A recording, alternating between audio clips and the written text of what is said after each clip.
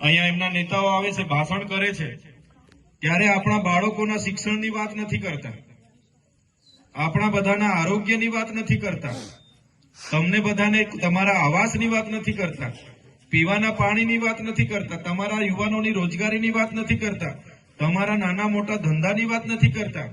અહીંયા આવે છે, ભાષણ કરે છે, ભારત પાકિસ્તાનનું ભાષણ થાય છે, હિન્દુ મુસ્લિમનું ભાષણ થાય છે, બીજા ઓપરેશન સિંદૂરનું ભાષણ થાય છે. તો આ ચૂંટણી વિસાવદર, ભેસાણ અને જુનાગઢ ગ્રામ્યના લોકોને શું આપવાના છે એની કોઈ વાત નથી થતી. પણ આ લોકો તો કહે છે કે ભાઈ આ વિસ્તારને અમે પેરિસ બનાવી દઈશું, લોકોને ચંદ્ર પર જશે એવી કામગીરી અમે કરી દઈશું, લોકો મંગળ પર જશે એવી કામગીરી અહીંયા કરી દઈશું. ભાઈ તમારે આ વિસ્તારને પેરિસ બનાવવાનું છે? બનાવવાનું છે તમારે? પેરિસ બનાવવાની બની જાય ને શું કરવાનું આપણે? પેરિસમાં તો આજે જવું હોય તો વિઝા લેવા પડે. તમારા સગા સંબંધીઓ અહીંયા મહેમાન આવશે એટલે વિઝા લઈને આવવાના છે. શું તમારે ચંદ્ર પર જઈને રહેવાનું છે? તમારે મંગળ પર જઈને રહેવાનું છે? નથી ને.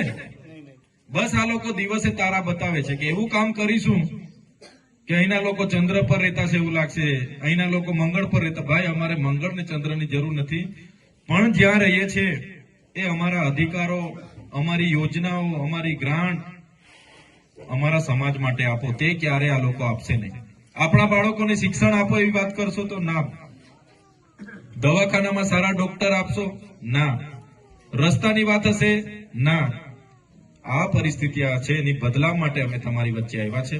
અને વધારે વિશેષ વાત નથી કહેતા, પણ ગોપાલભાઈ ઇટાલિયા 2022માં જયારે ગોપાલભાઈ ઇટાલિયા પ્રમુખ હતા, એમની આગેવાનીમાં અમે બધા ચૂંટણી લડ્યા. હું પણ ધારાસભ્ય બન્યો, તમારા વિસ્તારના ધારાસભ્ય, 5 ધારાસભ્ય અમે ચૂંટાઈને ગયા. અમને હતું કે ભાઈ તમામ લોકોનો અવાજ વિધાનસભામાં બનીશું. ભલે એક બાજુ 160 હોય, આપણે 5 પાંડવોની ભૂમિકામાં રહીશું, પણ ધારાસભ્યને જવાથી આ કસમયે ચૂંટણી આવી છે. કસમય એટલા માટે કે તમે બધા ધંધા રોજગાર સાથે છો, ખેતીની વાવણી આવી ગઈ છે, વરસાદ હવે તૈયારી છે, અને 19 તારીખે મતદાન છે. હજુ પણ 10 દિવસ